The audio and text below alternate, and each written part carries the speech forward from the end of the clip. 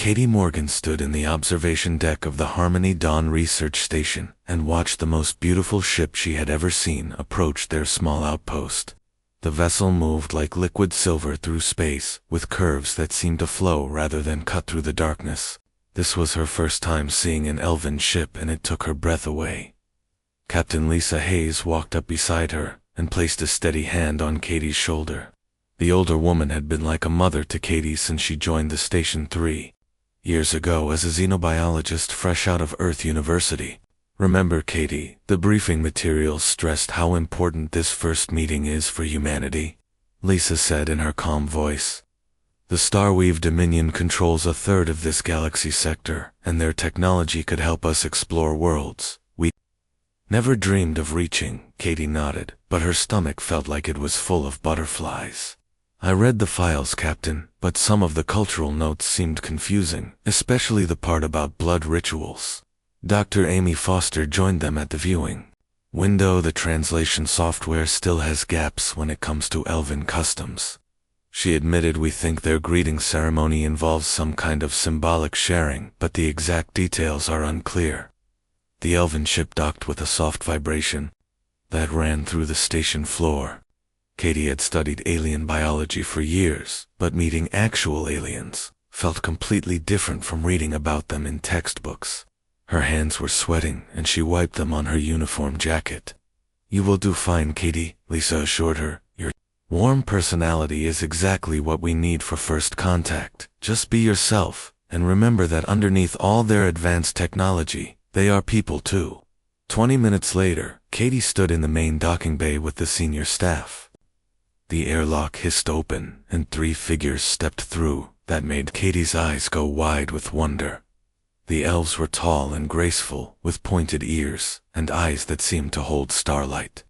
Their leader wore robes that shimmered with colors Katie had no names for, and carried herself with the bearing of someone born to command.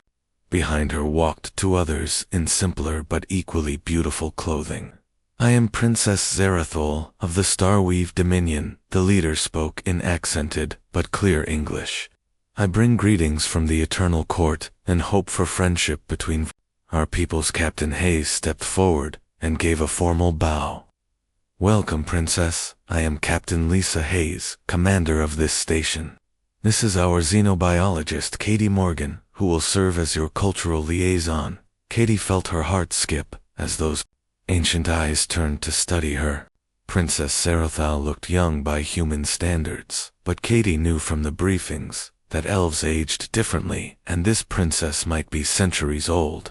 It is an honor to meet you, Princess, Katie said, and gave what she hoped was an appropriate bow. The honor is mutual, Katie Morgan Zarathol replied with a slight smile. Shall we proceed with the greeting ceremony to formalize our first contact? Katie nodded eagerly, though inside she felt nervous about getting the ritual wrong. They moved to a prepared ceremonial area, where someone had set up a small table with various items, including what looked like a ceremonial knife. Zarathol picked up the blade and examined its edge with practiced care. This blade has been blessed by the court mages and carries the weight of our ancient traditions, she explained. Through the sharing of blood, we bind our peoples in friendship and trust. Katie watched as the princess drew the sharp edge across her palm without flinching. Bright red blood welled up and dripped onto the white cloth beneath. Zarathol held out the knife to Katie with her uninjured hand. Now, you must do the same, Katie Morgan, so that our blood may mingle and seal the bond between human and elf. Katie took the knife, but her hands were shaking. She had never been good with blood, and the sight of the princess's cut palm made her feel dizzy. This was supposed to be a simple greeting ceremony, but cutting herself felt scary and wrong. I understand this may seem strange to your people, Zara said gently, but this ritual has bound allies for 3,000 years. It is how we show trust and commitment. Katie held the knife and tried to work up the courage to cut her palm, but her hands would not stop trembling. The blade felt cold and dangerous in her grip. She looked at Princess Zarathol's patient face and saw something that surprised her. Behind the royal composure, Katie saw loneliness and sadness that reminded her of her own feelings. When she first arrived at the station, far from home and family, without thinking about protocols or ceremonies, Katie dropped a knife and stepped forward. Before anyone could react, she wrapped her arms around the startled princess and pulled her into a warm hug. Zarathal went rigid with shock, but Katie held on gently like she would comfort any friend who seemed sad and alone. "You don't need to hurt yourself," Katie said softly. "Friendship doesn't require blood. It just needs kindness." The docking bay fell completely silent. Captain Hayes looked like she might faint, and Dr. Foster dropped her medical scanner with a loud clatter.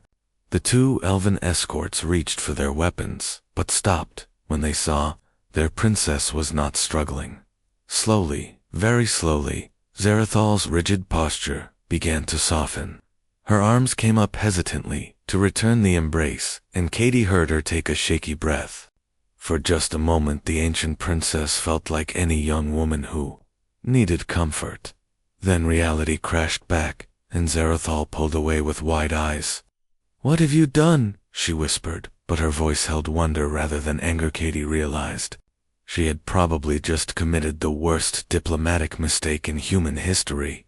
"I'm sorry, princess. I thought you were trying to hurt yourself, and I just wanted to help." The princess touched her cheek, where a single tear had escaped. "No one has ever," she began, then stopped. "This is not how the ceremony was supposed to proceed, Captain." Hayes stepped forward with damage control in her voice. "Princess Zarathal, please accept our apologies. Katie is young, and meant no disrespect to your customs." But Zarathal was staring at Katie with an expression that seemed to mix confusion, fascination, and something that might have been hope. "Tell me, Katie, Morgan, do all humans greet sadness with such kindness?" Katie felt her cheeks burn red. "I just thought you looked lonely, Your Highness." "I know what that feels like." The princess was quiet for a long moment while everyone held their breath. "Perhaps," she said finally, "we should discuss human customs as well as elven ones. I find myself curious about this hug ritual of yours." Captain Hayes looked relieved, but Katie knew they had stumbled into something much bigger than a simple cultural misunderstanding. The way Princess Zarathal was looking at her suggested this first contact was about to become very complicated indeed. Commander Beth Turner arrived on Harmony Dawn 3 days after what the diplomatic corps was calling the hug incident. She stepped off the transport ship with the expression of someone expecting to find a disaster zone, and instead found Princess Zarathal sitting in the station cafeteria, sharing lunch with Katie Morgan. The two women were laughing over something on Katie's tablet, while the princess attempted to use human utensils with mixed success. Katie was patiently showing her how to hold a fork properly, and Zarathal seemed delighted by the simple lesson. "Captain Hayes," Beth said, as she found the station commander, "please tell me the situation is not as bad as the reports made it sound." Lisa Hayes looked tired but not panicked. "Honestly, Commander, I'm not sure if we have a diplomatic crisis or a breakthrough. Princess Zarathal has refused all attempts to arrange her departure and specifically requests more time with Katie." Beth watched through the cafeteria window as Katie helped Zarathal try a bite of chocolate cake. The princess's eyes went wide with surprise and pleasure before she immediately took another larger bite. Both women dissolved into giggles when frosting ended up on Zarathal's nose. "This is highly irregular," said Counselor Verilyn, the stern elven advisor, who had accompanied Zarathal. "Her Highness should be attending to matters of state, not playing with human food." Katie had convinced Zarathal to join her for a tour of the station hydroponics bay after lunch. The princess marveled at the way humans grew food in space and asked endless questions about Earth agriculture. Katie explained how her grandmother had taught her to garden and how plants helped humans feel connected to home, even in the depths of space. "On our worlds, we have servants who tend the royal gardens," Zarathal said as she gently touched a tomato plant. "I have never put my hands in soil or watched something grow from a seed." Katie found this incredibly sad. "Growing things is one of life's greatest joys, Your Highness. The feeling when you plant something tiny and watch it become food or flowers is amazing." She showed Zarathal how to check if the tomatoes were ripe and laughed when the princess jumped back in surprise at how soft the fruit felt. It's supposed to be soft when it's ready. That means it will taste sweet. Zerathol bit into the fresh tomato, and juice ran down her chin. Instead of being embarrassed, she smiled with pure delight. This tastes like sunshine. How is that possible? Because it was grown with love and care, Katie said simply. That always makes food taste better.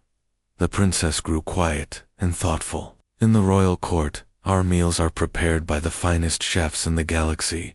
Everything is perfectly seasoned and artistically arranged, but nothing has ever tasted like sunshine. Katie began to understand that Princess Zerathal's life, while privileged, was also very lonely. She decided to share something personal. When I first came to this station, I was homesick and scared. I missed my family and felt like I didn't belong anywhere, Captain. Hayes brought me here to the garden and taught me that I could carry home with me by growing earth plants among the stars. You were afraid? Zerathal asked, with surprise. But you seem so confident and warm. Everyone gets scared sometimes, Katie said. The trick is finding people who care about you and let them help. That's what friends are for. Zerathal had never heard friendship described that way. In Elven society, relationships were based on political advantage, social position, or family obligation. The idea that someone might care for her simply because they chose to seemed revolutionary. Over dinner that evening, Katie introduced Zerathal to more human customs. She taught her how to high-five, which made the princess laugh with delight when their palms connected with a satisfying smack. The concept of fist bumps confused her at first, but she practiced until she could do it smoothly. These gestures serve no ceremonial purpose, Virilin observed with disapproval. They are merely frivolous displays. They're not frivolous, Katie protested. They're ways to show friendship and support without needing formal reasons. A high five says good job, and a fist bump says we're in this together. Zerathal tried both gestures with Katie several more times. So these touches convey meaning without requiring blood oaths or sacred rituals. They are just expressions of care. Exactly, Katie, said humans. Touch each other to show love and friendship all the time. Hugs, handshakes, pats on the back. We don't need special ceremonies to show we care about someone. The princess looked fascinated, and anyone can do these gestures. Not just royalty or priests, anyone, Katie confirmed, a parent with their child friends. Greeting each other, even strangers, who want to show kindness. It's about connection, not status. That night, Zerathal lay in her guest quarters, thinking about everything she had learned. Her life had been filled with elaborate ceremonies and formal protocols, but Katie's simple gestures of friendship felt more meaningful than any royal ritual she had ever performed. Meanwhile, Commander Turner was having urgent conversations with Earth Command about the situation. The princess refuses to complete the diplomatic mission, she reported. She keeps asking questions about human emotional customs and spending all her time with our xenobiologist. Is there any sign of threat or hostility? Came the response from Earth. None at all, sir. In fact, she seems genuinely happy for the first time since arriving. The problem is that her people are getting impatient, and there are rumors that her betrothed is coming to retrieve her. Back in the cafeteria, Katie was teaching Zerathal about Earth animals. She showed pictures of dogs and cats, and explained how humans kept them as companions, not for work or food, but just for love and friendship. These creatures serve no purpose except companionship, Zerathal asked with wonder. They serve the most important purpose of all, Katie said. They love us unconditionally, and we love them back. It makes life better to have someone who's always happy to see you. Zerathal studied a picture of Katie with her childhood dog. This animal looks at you with such devotion. How do you earn such loyalty? You don't earn it, Katie explained. You just give love and receive it back. That's how real relationships work, not because of duty or obligation, but because caring for someone makes you want to care for them more. The princess was quiet for a long time. I have never experienced such a bond, she admitted. Every relationship in my life has been arranged for political benefit. I wonder what it would feel like to be loved simply for who I am. Katie felt her heart break a little for this lonely royal, who had everything except genuine affection. Everyone deserves that kind of love, Your Highness, even princesses. That simple statement changed something fundamental in Zarathal's understanding of what life could be.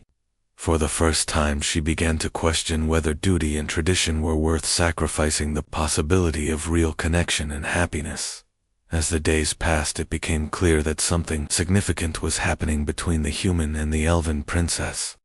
They had formed a bond that transcended their different species and cultures.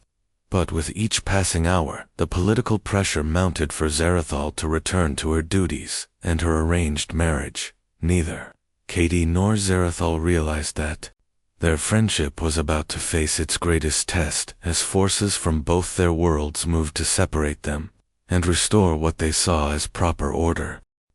Admiral Grace Sullivan arrived on Harmony Dawn with Senator Claire Adams and enough military escort to make everyone nervous. They had come expecting to find humans who had somehow offended their most important potential allies, and instead found Princess Zarathal teaching Katie how to braid hair in the elven style. "This is the diplomatic crisis that has Earth Command in emergency sessions," Admiral Sullivan asked Captain Hayes as they watched through the observation window. The two women sat cross-legged on Katie's quarters floor, with Zarathal's long silver hair spread between them. Katie was following the princess's patient instructions while chatting about the different ways human cultures styled hair throughout history. Both women seemed completely absorbed in their quiet activity. "The crisis isn't what they're doing," Admiral Lisa Hayes explained. "It's what they're not doing." Princess Zarathal was supposed to complete formal alliance negotiations and return home within a week. That was 10 days ago. Senator Adams checked her notes, and she refuses to leave. Because of our xenobiologist, she says she's conducting cultural research. Captain Hayes replied carefully, "But it's clear she's formed an attachment to Katie that goes beyond professional interest." As if summoned by their conversation counselor, Verilyn appeared with news that made everyone's stomachs drop. "Lord Keltheron's ship has been detected approaching the station. He comes to retrieve his betrothed bride and complete their wedding arrangements." Admiral Sullivan immediately understood the implications. "How long until he arrives?" 6 hours. Verilyn replied with obvious disapproval. "His lordship is most displeased that Princess Zarathal has lingered here playing with humans instead of fulfilling her duties." Katie and Zarathal entered the briefing room just in time to hear this exchange. Katie noticed how the princess's relaxed demeanor immediately shifted to something guarded and formal at the mention of Lord Keltheron. "Your Highness," Admiral Sullivan said with a respectful bow, "I am Admiral Grace Sullivan, representing Earth's diplomatic interests. We understand your betrothed is coming to escort you home." Zarathal's jaw tightened. "Lord Keltheron is indeed my intended husband, though I had hoped for more time to complete my cultural studies here." Katie felt her heart sink as she realized what this meant. "You're getting married?" she asked quietly. Princess looked at her with sadness. "It was arranged when I was still a child, Katie. A political alliance between the House of Starweave and the House of Moonfire. I have known this day would come, but do you want to marry him?" Katie pressed, ignoring the shocked looks from the assembled officials. "Want has little to do with royal marriages," Zarathal replied, though her voice lacked conviction. "It is my duty to my people and my house." Senator Adams cleared her throat. "Your Highness, if there are concerns about this arrangement, Earth would be willing to offer diplomatic sanctuary while alternative solutions are explored." Verilyn looked scandalized. "Senator Adams, you cannot seriously suggest interfering with ancient elven marriage customs. That would be an act of war. We're not suggesting interference," Admiral Sullivan said carefully, "but if the princess feels coerced, we have an obligation to ensure her safety and freedom of choice." Katie watched Zarathal struggle with conflicting emotions. Over the past days, the princess had shared stories about her lonely childhood and the cold formality of court life. She had also spoken about Lord Keltheron as a stranger she barely knew, despite their engagement spanning decades. "Tell me about him," Katie said gently. What is Lord Keltherin like? Zarathal sighed. He is everything an elven lord should be. Intelligent, accomplished in warfare and politics, loyal to tradition. He will make a suitable husband. That's not what I asked, Katie. Pressed, what is he like as a person? Do you laugh together? Does he make you feel happy? The princess looked confused by the question. Happiness is not typically a consideration in royal marriages, Katie. The goal is stability and political advantage. But you've been happy here, Katie pointed out. You've laughed and smiled more in the past week than you probably did in the past year. Why should you have to give that up? Because that is what duty requires, Zarathal said, but her voice wavered. Sullivan watched this exchange with growing concern. Your Highness may I ask what you've learned about human culture during your stay here? Zarathal's expression brightened, despite her sadness. Humans have the most remarkable approach to relationships, Admiral. They base partnerships on affection and compatibility, rather than political necessity. Katie has shown me that people can care for each other simply because they choose to. And how does that make you feel, Senator? Adams asked gently. Like, I have been living only half a life, the princess admitted. I never knew relationships could be based on genuine care and shared joy, instead of duty and obligation. Just then alarms sounded throughout the station, indicating an approaching vessel.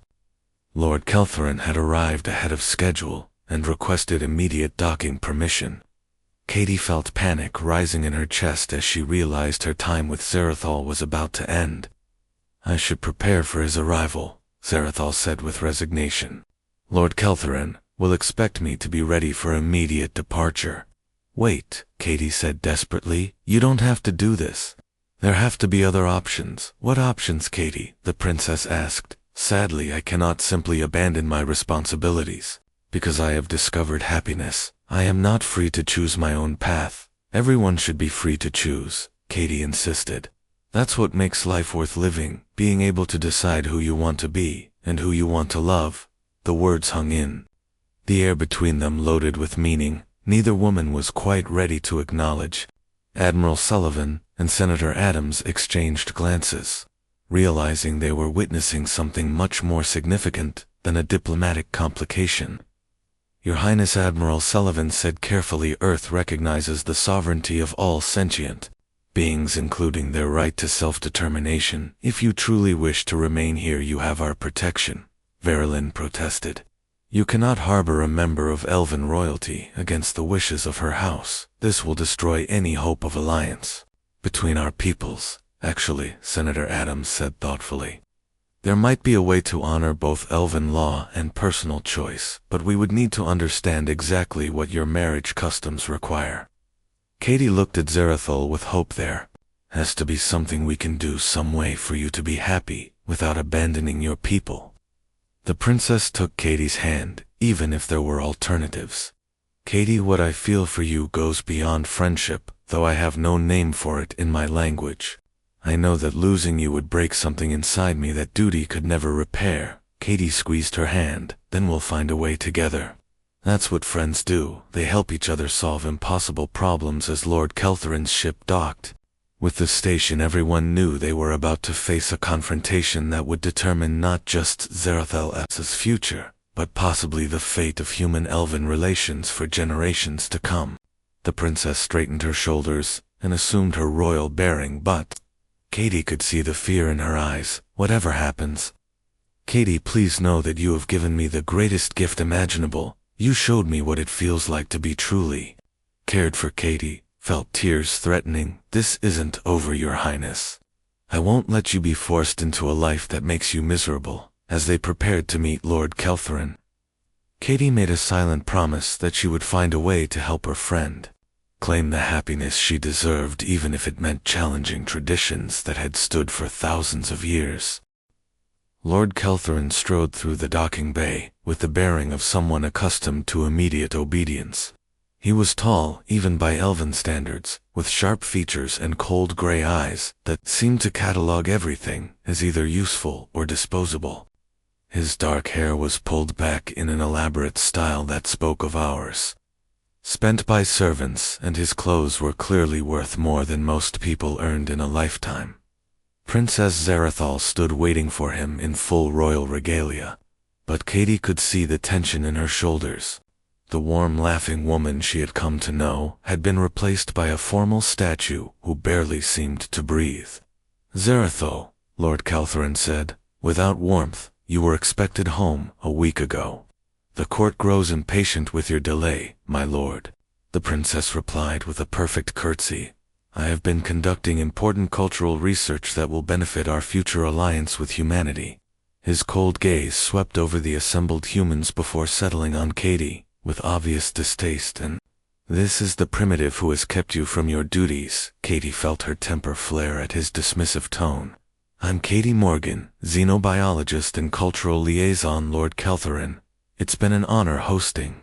"Princess Zarathal, I am sure it has," he replied with contempt, "though I fail to see what a backward species could teach the heir to the Starweave." Dominion Admiral Sullivan stepped forward with diplomatic smoothness. "Lord Caltherin, welcome to Harmony Dawn. We hope your stay will be brief but comfortable." "My stay will be measured in hours. Admiral, we depart as soon as my betrothed gathers her belongings." Dr. Helen Price chose that moment to make her entrance with a tablet full of research and an expression of academic excitement. That made everyone nervous actually, Lord Caltherin. "There may be complications regarding the princess's departure." The Elven Lord turned his full attention to the newcomer, explained. Dr. Price was a xenanthropologist who specialized in Elven culture, and she had spent the past 3 days reviewing every detail of the first contact incident. "I've been analyzing the ceremonial protocols from Princess Zarathal's arrival, and I've discovered a significant translation error in our cultural briefings." "What?" Kinda Senator Adams asked, with growing concern. "The blood oath ceremony isn't just a greeting between allies," Dr. Price explained. "According to the ancient texts, it's actually the Elven equivalent of a marriage proposal between rulers. When Princess Zarathal offered Katie the blood ritual, she was essentially proposing a formal alliance that in Elven law constitutes a marriage contract." The silence in the room was deafening. Katie felt the blood drain from her face as the implications hit her. Lord Caltherin's expression shifted from annoyance to fury, while Princess Zarathal looked like she might faint. "That's impossible," Verilyn protested. "The princess is already betrothed to Lord Caltherin. Actually, it's not impossible." Dr. Price continued consulting her notes. "The ceremony requires an offer symbolized by the bloodletting, and an acceptance according to my analysis." Katie's hug was interpreted as acceptance of the proposal. Katie found her voice. "But I didn't know what it meant. I was just trying to comfort her. Intent matters less than action in Elven law." Dr. Price said apologetically, "By their customs, you and Princess Zarathal are now technically betrothed." Lord Caltherin's hand moved to his sword. "This is an outrage. I will not tolerate such disrespect to my house or my bride." "She's not your bride anymore," Katie said before she could stop herself. "If what Dr. Price says is true, then Zara is legally bound to me." The Elven Lord drew his blade in one smooth motion. "Then you will face me in single combat, as is my right under the laws of challenge. I will reclaim what was stolen from me." Katie looked at the gleaming sword and realized she was about to die. She had never held a weapon in her life, let alone fought someone who had probably been training for centuries. But looking at Zarathal's terrified face, she knew she couldn't back down. "I accept your challenge," she said, with more courage than she felt Katie know. Zarathal stepped between them. "I won't let you die for my sake. This is my fault for not understanding my own customs." "It's not your fault," Katie said gently, "and I won't let you be forced into a marriage that makes you miserable, Admiral." Sullivan tried to intervene. "Surely there's a diplomatic solution that doesn't require bloodshed." "Elven honor has been challenged," Lord Caltherin declared. "Only combat can restore it." Princess Zarathal suddenly straightened with royal authority. "Wait, there is another option. The ancient laws also allow for trial by wisdom instead of combat. A contest of knowledge and understanding with the winner decided by a panel of judges." Lord Caltherin looked annoyed. "Trial by wisdom is for scholars and priests, not matters of marriage and honor." Marriage is exactly what this concerns, Zarathal said firmly. And wisdom seems more appropriate than violence for determining who can offer the better partnership. Dr. Price checked her tablet. The princess is correct. The law clearly states that either party may invoke trial by wisdom if they believe their cause serves the greater good. Katie felt hope rising. What would this trial involve? Each contestant presents their vision for the future. To a panel of judges, Zarathal explained, whoever offers the more compelling path forward wins the right to the disputed marriage. Lord Keltherin sneered. What vision could a primitive human possibly present that would surpass elven tradition and nobility? That's exactly what we're going to find out. Katie said with growing confidence, I'll take your trial by wisdom. Lord Keltherin, Captain Nicole Stone, had been quietly arranging security during this exchange. Admiral, what are your orders regarding the trial? We'll need a formal panel with representatives from both species. Admiral Sullivan decided, a neutral ground for the presentations. Senator Adams nodded. I suggest we use the main conference hall and allow both sides to prepare their cases as the arrangements were made. Katie realized she had committed herself to arguing for a future she had barely begun to imagine. She would be competing against centuries of elven tradition and political experience, with nothing but her heart and her belief that genuine love was stronger than duty. Ruthal found her in the quiet of the hydroponics bay, where they had shared so many conversations. Katie, are you certain about this trial by wisdom is binding under elven law? There will be no appeal if you lose, I'm certain. Katie said, taking the princess's hands. I can't promise I'll win, but I can promise I'll fight for your right to choose happiness. What will you tell them? Zarathal asked. What vision can you offer that might convince elven judges to overturn ancient traditions? Katie smiled. I'm going to tell them about friendship and gardens and chocolate cake. I'm going to show them that the best alliances aren't built on contracts and obligations, but on people who choose to care for each other. The princess looked at her with wonder. You truly believe that love is stronger than law? I believe that happiness makes people stronger and stronger. People make better allies, Katie said. If I can prove that, then maybe we can build something amazing together. As they prepared for the trial that would determine their fate, both women knew they were fighting for more than just their personal happiness. They were challenging the very foundations of how to species understood love, duty, and the bonds that truly matter between people. The main conference hall had been transformed into a formal trial chamber with judges from both species seated at an elevated table. Admiral Sullivan represented humanity alongside Dr. Price, while Counselor Verilyn sat with two elven nobles, who had arrived on Lord Keltherin's ship. Princess Zarathal was required to remain silent as the disputed party, but Katie could feel her supportive presence in the front row. Lord Keltherin stood first to present his case, wearing ceremonial armor that caught the light like captured stone. His voice carried the authority of centuries when he spoke. Honored judges, I stand before you to defend traditions that have guided elven civilization for millennia. The marriage between Princess Zarathal and myself represents an alliance between two of the oldest houses in the Starweave Dominion. This union will strengthen our people, politically, militarily, and economically.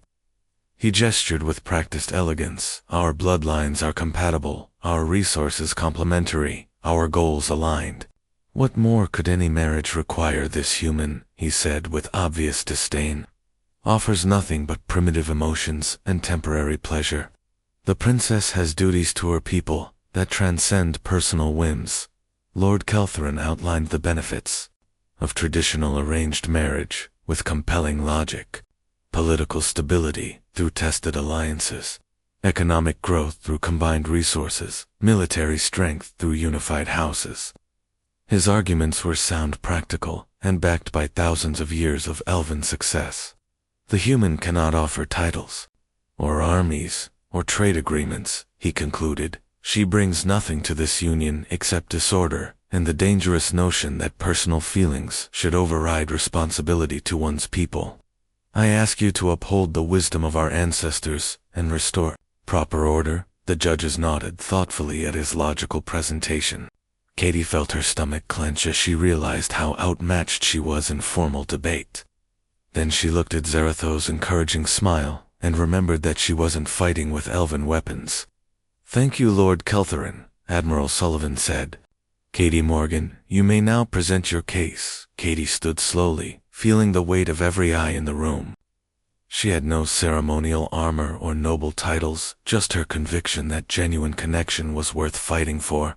"Honored judges, I'm not going to argue against Lord Keltherin's facts, because he's right about most of them. Traditional marriages have provided stability and political advantage for your people, but I want to talk about what they've cost, and what we might build instead." She gestured to Princess Zaratho. 10 days ago, I met someone who had everything a person could want: royal status, wealth, education, security, but she was also desperately lonely because no one in her entire life had ever cared about her happiness. Katie's voice grew stronger. "Lord Keltherin talks about what marriage can provide for the state, but what does it provide for the people involved? Princess Zarathal deserves more than being a beautiful ornament in a political arrangement. She deserves partnership, joy, and the freedom to become whoever she chooses to be." She moved to a prepared display, showing images from their time together. "Let me show you what we've accomplished in just 10 days. The first image showed human and elven crew members working together in the hydroponics bay. This is Ensign Mary Collins learning elven techniques for enhancing plant growth, while teaching Lieutenant Salandra about earth crop rotation. They're not following orders or formal treaties, they're sharing knowledge, because they've become friends." The next image showed Princess Zarathal laughing with Dr. Foster over a chess game. "Here's your princess discovering that she loves strategic games and has a gift for understanding human psychology. This joy, this curiosity, this growth, none of it happened because of duty, it happened because she felt safe to explore who she really is." Katie clicked to the final image, showing the mixed human-elven crew sharing a meal together. "And this is what alliance really looks like, not contracts signed by rulers, but people who genuinely care about each other choosing to work together." She turned to face the judges directly. "Lord Keltherin offers you the same arrangements your people have always had, but I'm offering something new: alliance based on affection, cooperation, built on understanding, strength that comes from people who fight harder for each other, because they want to, not because they have to."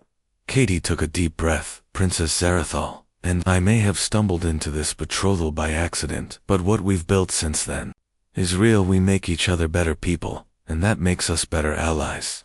If you give us the chance, we'll prove that love creates stronger bonds than law ever could." The room was quiet as the judges considered both presentations. Lord Keltherin had offered proven stability, while Katie had offered uncharted possibility. Finally, Admiral Sullivan spoke for the panel.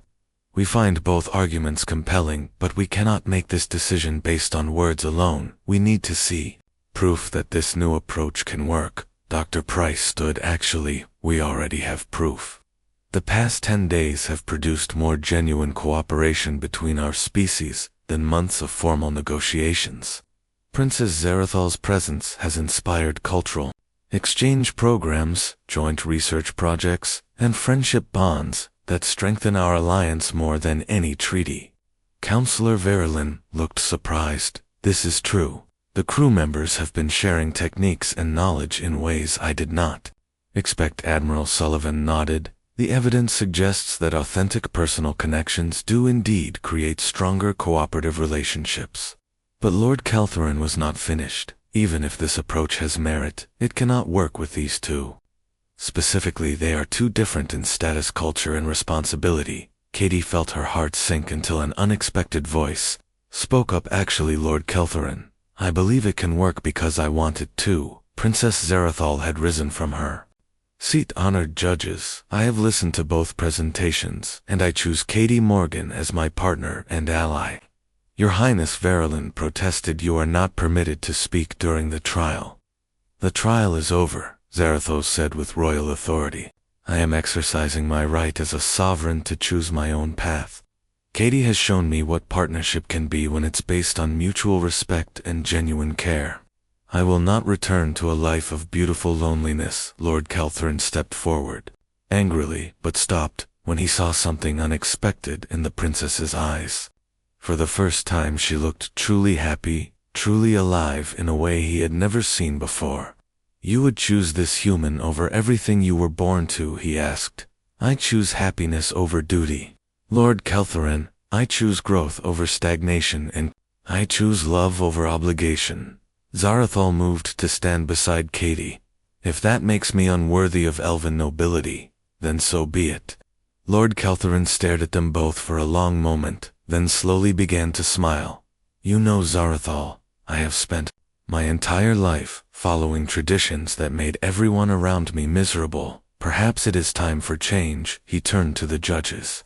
I withdraw my claim to Princess Zarathal hand in marriage, and request permission to study human approaches to personal relationships. I find myself curious about this concept of chosen affection. The formal trial dissolved into celebration as crew members from both species crowded around to congratulate the newly official couple. Admiral Sullivan immediately began planning for a wedding that would blend human warmth with elven elegance. 2 weeks later, Katie and Zarathal stood before their friends and families in a ceremony. Unlike anything either species had seen before, instead of a blood oath, they exchanged what Katie called comfort vows, promising to be each other's safe harbor in the vastness of space. The wedding feast featured earth foods prepared with elven techniques, while human and elven musicians played together creating melodies neither species could have imagined alone. Lord Kelthorne proved surprisingly gifted at human-style dancing, and spent the evening learning to high-five from Dr. Foster. As their ship departed for a joint exploration mission, Katie and Zarathal stood at the observation deck, watching the stars together. Their mixed crew of humans and elves had already become a family bound, not by duty but by genuine care for each other. Do you ever regret choosing this path? Katie asked, as they watched a nebula paint the darkness. An impossible Kalor Zaratha leaned against her wife's shoulder. I regret only that it took me so long to find you, she said, though I suppose that made finding you all the sweeter. Behind them, Captain Hayes logged the most successful diplomatic mission in human history, while Admiral Sullivan noted that 3 more elven houses had requested human-style emotional alliance protocols for their own negotiations. The galaxy was about to discover that sometimes the best way to build lasting peace was with a simple hug.